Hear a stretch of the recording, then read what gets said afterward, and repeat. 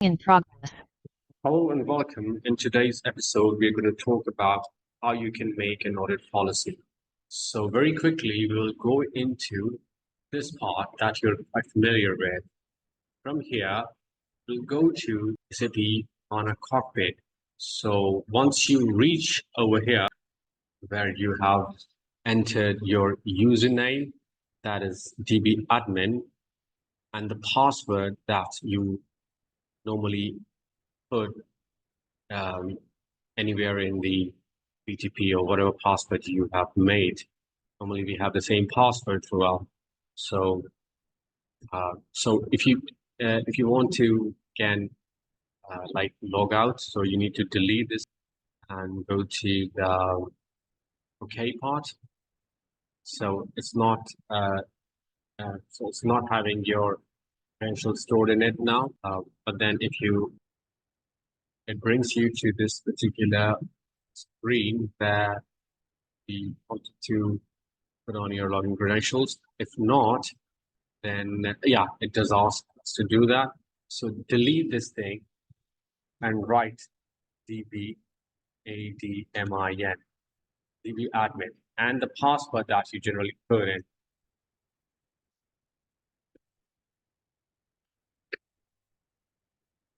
It's okay. And you're logged into this particular thing. From here, check that you have this all mentioned over here, not like monitoring administration. You have all the lists so that it's easy for you to do the search for the audit. Go to audit. So once you type audit over there, this is the box that you're going to get. Just press this big button and then your particular page where you have your policy. What I'm going to do today is that I'm going to delete it. If you create and delete audit policy, so I can create a brand new audit policy. Okay, so now create audit policy. So give it a name. So I'll give the name students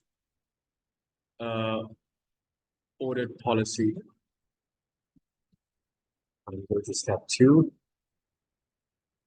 Here it says that whatever actions you are doing in it, unless the actions are successful, do not log.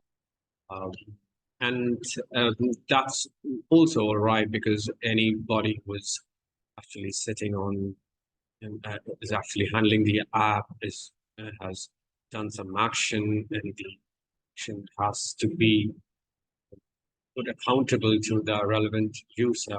Check on who the user was and what action he has performed into the app. So if you go for all actions, you'll get a hell lot of a log. That's not important.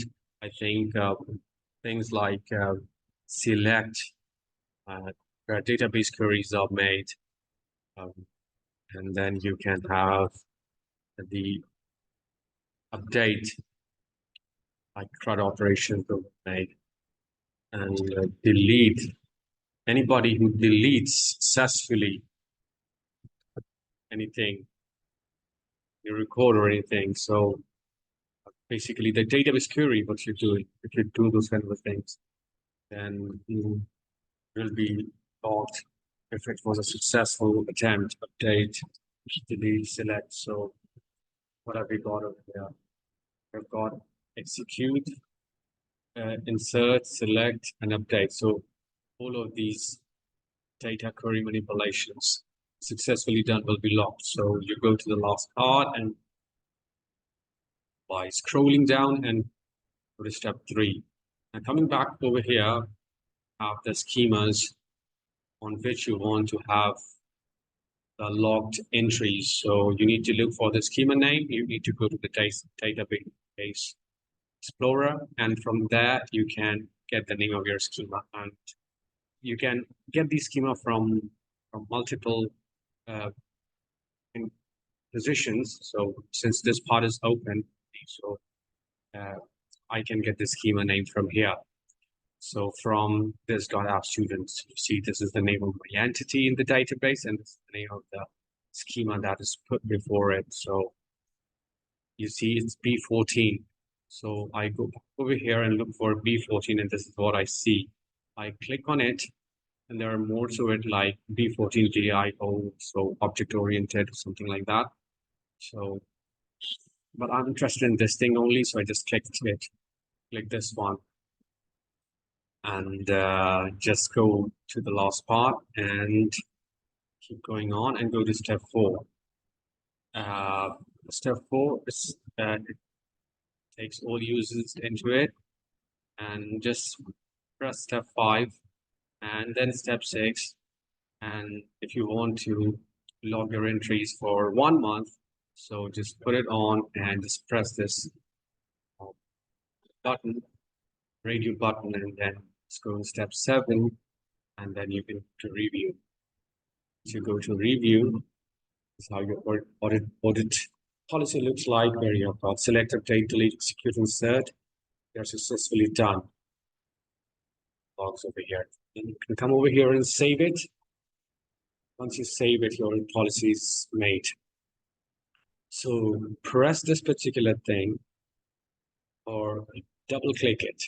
Once you double click it, you're brought to the logs, and you see there aren't any logs because you have not done anything till now. So once you do any kind of select, update, delete, then the entry is only made over here. In order to do that, we have to go to the database explorer, and you can do it from anywhere, but it is done from the front end. It's done from anywhere. Actually, in a real scenario, it will be done from the front end. Nobody's going to go into the database and do this thing. Okay, but irrespective of the fact that it's done from anywhere, it's what you're looking for. That if anybody, let's say, select top 1,000 of this thing. So let's do it. If I do that, goes over here, it selects and gives me these entries. If you, I can do it once again. Go to the SQL code over here, and we'll do a delete. We want to delete all the data. So let's say delete. And once you do a delete, you'll delete all the records from app students, and you can come back over here and refresh it, and you will see there's nothing in here. So we have performed 2 actions. That means 2 logs should have been created, or maybe 3, I don't know, because I've done this select 2 times. So we'll come over here and check out what have we done. So go over here, refresh the thing, and how many of the entries have been made. So we have seen 3 entries now, and all are successful. And they say that it selects, deletes, and it selects. So 3 of the entries were done. The timestamping is also done over here.